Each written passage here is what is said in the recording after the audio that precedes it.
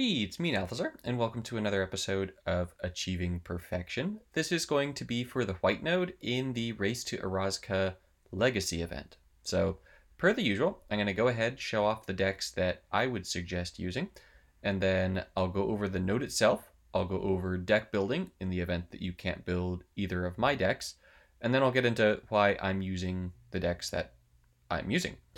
So, for brand new beginners, I'd go ahead and use something like this here. And then for players with more substantial collections, I would use something more like this one. All right, so let's get into the node. For the node itself, it requires that we use a white planeswalker. We need to win the fight. We need to cast 5 or less creatures, and we need to take 30 or more damage. So really, it's just this taking 30 or more damage that's going to require us to slow ourselves down. And so as a result of that, what you really want to try and do is you want to go one of two routes, right? So you're going to want to really go ahead and use cards like I have here, so Slaughter Pact, that are going to deal damage to you, or you're going to want to go down the route that I was suggesting for newer players and load up your deck with a bunch of creatures that have lifelink. So if you can build a deck around lifelink, then you can just take a bunch of hits and then take out your opponent in a war of attrition. And then if you are running things that can deal damage to you, then that's going to help you reach that comeback objective a lot more quickly. Now, you do have to be careful. You can only cast 5 or less creatures. So as you go into your own collection, the first thing I would suggest doing is checking what is it that you have that has lifelink, right? And then go through your options. It's going to be limited definitely by your planeswalker. So if you only have access to mono white, you just select your white and go through what it is that you have with lifelink. If you can, I actually really like Hushbringer for this node, and I like this card a lot because it has, whenever a creature enters the battlefield or it dies, it's disabled. So this is really going to neuter a lot of the nastier decks that you might run into. So if your opponent is running Killer Instinct on this node, this really messes Killer Instinct up. If your opponent's running any of like the major baddies, so things like Olivia or the Piggy Decimator, this is just going to shut them down in their tracks. So that's a pretty nifty little card to have. I mean, it shuts them down from, killing you that first turn and from getting their abilities. So that's nice. Now, the next thing you're going to want to do is go ahead and check out what is it that you have that makes you lose life, right? So there are more things that are going to make you lose life than there are things that are going to make you take damage. So, for example, you could go through and use something like Vona, who destroys opponent's creatures and makes you lose life. Or what I personally like are things like Bolas's Citadel. So if you have this card out, you just basically automatically win the comeback objective. So you could run like a Kaya deck or a Sorin deck, although I really wouldn't suggest Sorin if you can at all help it, because Sorin is terrible. But this is the type of card that is going to help you complete that comeback objective really quickly. Now, within white, you may not have used it recently, but there is a card called Axis of Mortality. And this one makes it so that at the beginning of each player's turn, that player gains 5 life and their opponent loses 5 life. So over the course of the game, this really does nothing. Like, the life change is negligible.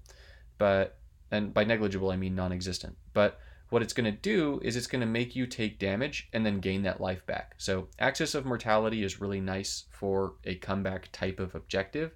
So if you have it, it's definitely worth using.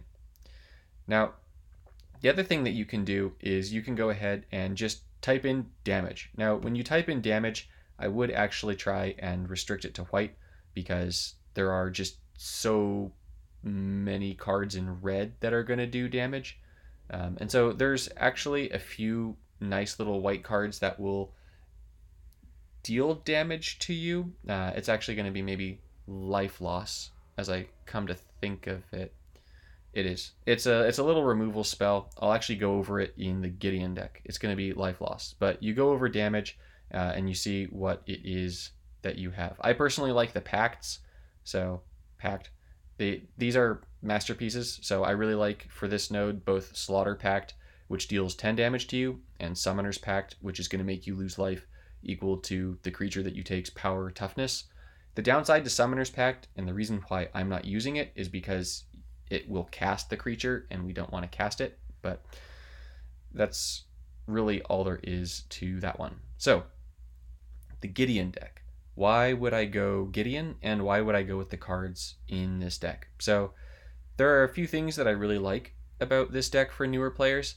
The first thing is I like the gem conversion. If you have Dragon's Horde, by all means go ahead and swap out Gateway Plaza or Idyllic Grange with it, but if you don't have it, don't worry, just run gem converters and that should do you pretty well. For your lifelinkers, I really like War Oracle. With Renown, it becomes a 5/5. It's that whole tapping thing makes it really difficult. So with the Renown, it becomes a 5/5 lifelinker for 11, which is very solid for newer players. Gideon can buff him up.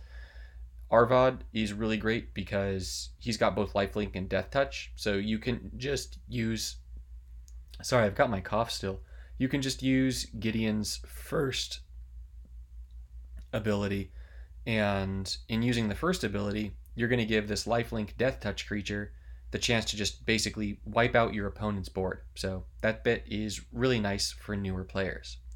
Now, because we have this cast 5 or less creatures during the fight, ideally you have access to Ugin. Ugin was a free Vanguard given to all players, and Ugin's first ability is going to create little 2/2 tokens. So this is really nice because if you've already cast your 5 creatures, you can just play Ugin and then just keep popping this +1 for tokens and try and kill your opponent with the tokens. So just stop casting the creatures, play Ugin, and he's also going to give you, he's also going to give you removal against Vanguards, which is definitely nice.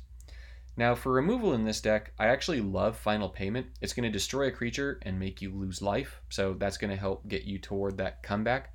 It's only 5 mana, so it's really easy to cast this thing. It's actually one of my favorite white removal spells in the game, period. So it's pretty nifty. Consecrate is in here for the flip side, Consume. It's just going to go ahead, kill things, and give you life back. So same sort of deal with the lifelinkers.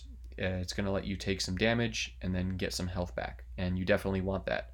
Same is also true for Gideon's Triumph, and with Ugin out, you will gain that 5 life back. And then Disenchant is here just to get rid of enchantments or artifacts. So just getting rid of supports is pretty nice, and it doesn't really cost very much mana. There are better options for support removal, but if you don't have them, this is kind of tricky because there are just so many cards that you can use in Legacy, but this deck should do you pretty well in Bronze and Silver. Now, as for the deck that I'm planning to run myself, it's a Teferi deck. I love Teferi for this node because his first ability, Spiraling Time, kills tokens, and you're probably going to see quite a few token decks, probably quite a few Thopter Spy Network decks. And I also like that if I just hold on to that third ability, I just basically automatically win the game because of the control it provides.